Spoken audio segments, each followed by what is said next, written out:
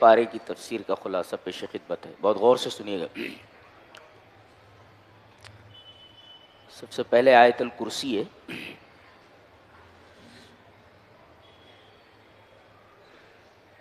اس آیت کریمہ سے شیطان بہت دور بھاگتا ہے، لیکن حیرت کی بات یہ ہے کہ اس پوری آیت کریمہ میں شیطان کا شین نہیں ہے، شیطان کا ذکر ہی نہیں ہے۔ جب اس کا نام نہیں ہے، اس کا ذکر نہیں ہے، تو پھر اس آیت کریمہ سے وہ اتنا بھاگتا کیوں ہے؟ سوال ہے نا جی۔ اور بخاری شریف کتاب بدیع الخلق میں امام بخاری رحمہ اللہ ایک روایت لائے ہیں کہ اذا اویت الی فراشک، جب آپ اپنے بستر پر آئیں تو فقرہ آیت الکرسی، آیت الکرسی آپ پڑھ لیں۔ اس کے دو فائدے بتائے گئے، ایک کہ اللہ تبارک و تعالی آپ کے اوپر ایک حفاظت کرنے والا مقرر کر دے گا، آپ کی حفاظت کرے گا، اور دوسرے وَلَا يَقْرُبُكَ الشَّيْطَانُ حَتَّى تُصْبِحَ، صبح تک شیطان آپ کے قریب نہیں آئے گا۔ تو جو میں نے کہا کہ بھئی اس میں تو شیطان کا نام بھی نہیں ہے، شیطان کی شین نہیں ہے، اس کا ذکر ہی نہیں ہے، پھر یہ اس آیت کریمہ سے بھاگتا کیوں ہے؟ کیوں؟ اس کی وجہ یہ ہے کہ پورے قرآن حکیم میں توحید کو جس طرح کھول کھول کر اس آیت کریمہ میں بیان کیا گیا ہے، کسی اور آیت کے اندر اس طرح توحید کو واضح طور پر نہیں بیان کیا گیا ہے۔ ایک ہذا واحد۔ ثانی، اس آیت کریمہ میں بعض لوگوں نے کہا کہ اللہ تبارک و تعالی کے 16 اسماء حسنی ہیں، بعض نے کہا کہ 18 ہیں، بعض لوگوں نے کہا کہ 21 ہیں۔ اب اتنے سارے اللہ تبارک و تعالیٰ کے نام یہاں موجود ہیں اور سب بڑے اہم نام ہیں اس کے، اور اتنے نام کسی اور آیت کے اندر ہیں ہی نہیں، لہذا یہ آیت کریمہ اعظم آیت القرآن ہے، قرآن حکیم کی سب سے عظیم آیت ہے۔ نبی کریم صلی اللہ علیہ وسلم نے حضرت ابی بن کعب سے، جو قاری قرآن تھے، قرآن پر بڑی اچھی نگاہ تھی ان کی اور بہت اچھا قرآن پڑھتے تھے، ان سے ایک دفعہ پوچھا کہ یہ بتاؤ کہ قرآن حکیم کی اعظم آیت کون سی، سب سے عظیم آیت؟ تو انہوں نے پہلے کہا کہ اللہ و رسولہ عالم، اللہ اور اس کے رسول زیادہ جانتے ہیں۔ میں جہاں تک سمجھتا ہوں قرآن حکیم کی سب سے عظیم آیت آیت الکرسی ہے۔ تو نبی کریم صلی اللہ علیہ وسلم نے ان کو شاباشی دیتے ہوئے فرمایا لیہنک العلم ابا المنذر، اے ابو المنذر، جو ان کی کنیت ہے، تمہارا علم تمہیں مبارک ہو۔ جی چلیے اب اس آیت کریمہ کی شرح کرتے۔ سب سے پہلے اللہ تبارک و تعالیٰ کا نام ہے اللہ، یہ ہے، اے نام لو تو دل دھڑکنے لگتا ہے، ایسا نام ہے وہ۔ کائنات میں یہ نام کسی نے آج تک رکھا ہی نہیں ہے، یہ عجیب بات ہے۔ اللہ نے فرمایا هل تعلم له سمیہ، اللہ تبارک و تعالیٰ کا ہم نام جانتے ہو؟ کسی نے کائنات میں اپنا نام اللہ رکھا ہی نہیں ہے، عجیب بات ہے، یہ بالکل یونیک ہے۔ اور اللہ نے اپنے اسی نام اسم الجلالہ سے اس آیت کریمہ کو شروع کیا ہے، اللہ۔ اب بتایا جا رہا ہے کہ اللہ کی تفسیر کیا ہے، تو اللہ خود اپنے نام کی تفسیر فرماتا ہے، لا الہ الا ہو، جی، یا لا معبود بحق سوا، یہ اللہ کی تفسیر ہے۔ اور اللہ کی یہ تفسیر کلمہ توحید سے کی گئی ہے۔ کلمہ توحید کیا ہے؟ لا الہ الا اللہ، نا لا الہ الا ہو، ایک ہی بات ہے۔ تو لا الہ الا اللہ یہ کلمہ توحید ہے، اور اللہ تبارک و تعالی نے اپنے نام کی تفسیر کلمہ توحید سے کی ہے۔ جی اللہ کون؟ لا الہ الا ہو، اے لا الہ الا اللہ۔ تو اللہ کی تفسیر کس سے ہوئی؟ کلمہ توحید سے۔ یہ دیکھیے، سب سے پہلی چیز تو یہ اب اس کے بعد یہ بتایا گیا کہ اللہ وہ ہے کہ اس کے علاوہ کوئی عبادت کے لائق نہیں. وائی؟ کیوں؟ کیوں؟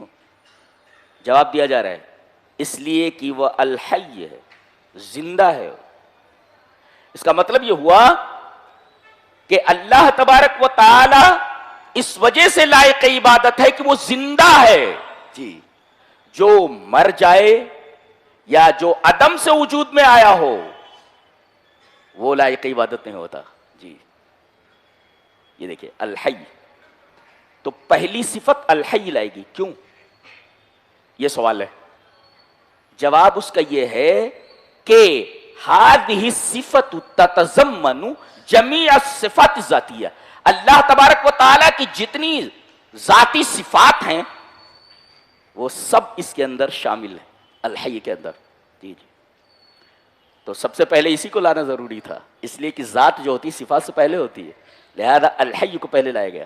اچھا، جو زندہ ہوتا ہے کبھی کبھی اسے مدد کی ضرورت پڑتی ہے.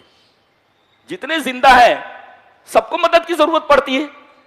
تو کیا اللہ ایسا زندہ ہے جس کو مدد کی ضرورت پڑتی ہے؟ اس شبہ کا جواب دیا گیا القیوم سے.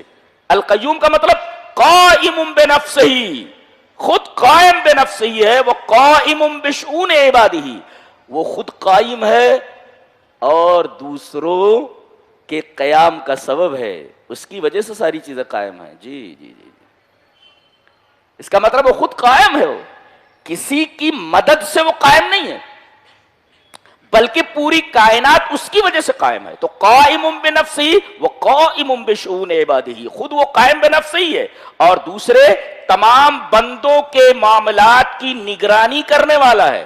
یہ ہے، یہ قیوم کا مطلب ہے. یعنی کبھی زندہ کسی دوسرے کا محتاج ہوتا ہے کہ وہ ذرا میری نگرانی کرے، میرے قیام کا سبب بن جائے.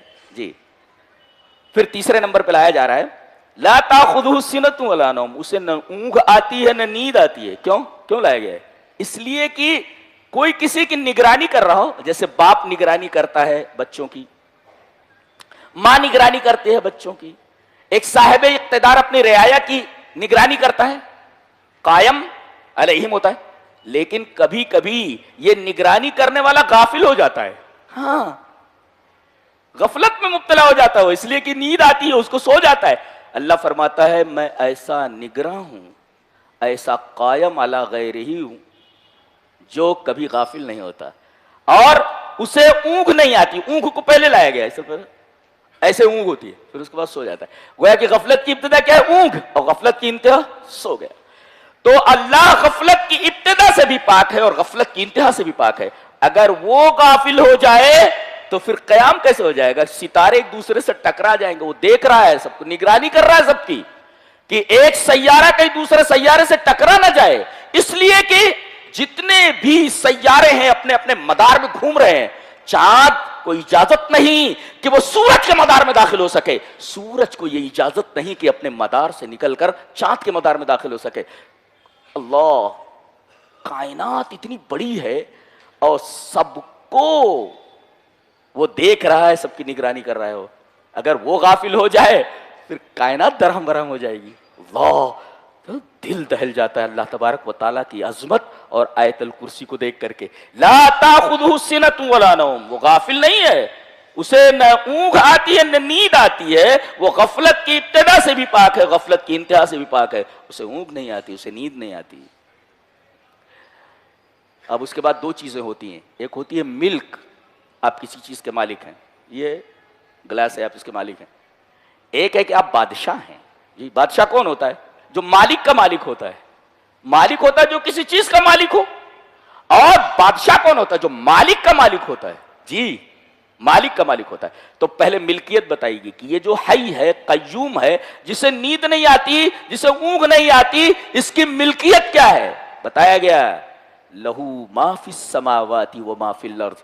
ماں جو ہوتا ہے عاقل اور غیر عاقل دونوں کے لیے آتا ہے. جس کے پاس عقل ہے اس کے لیے بھی، اور جس کے پاس عقل نہیں ہے، یعنی جاندار، حیوانات، جمادات، نباتات، ساری چیزیں ماں کے عموم میں داخل ہیں. تو یہ ساری چیزیں اس کی ملکیت ہیں جی، سب کا مالک وہی ہے. اور لہو کو پہلے لایا گیا جو ظرف ہے، ظرف کو مقدم کر کے بتایا گیا لہو اسی کی ہے، اسی کی ہے ملکیت، یعنی اس کے علاوہ کسی اور کی ملکیت نہیں ہے کائنات میں. کائنات کے ذرے ذرے کا چاہے عاقل ہو یا غیر عاقل، سب کا مالک وہی ہے.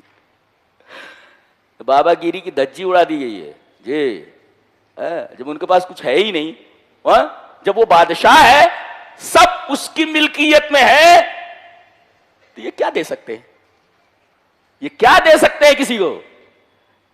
دھجیاں اڑا دی گئی ہیں، اس میں مکمل غیر اللہ کی نفی کر دی گئی.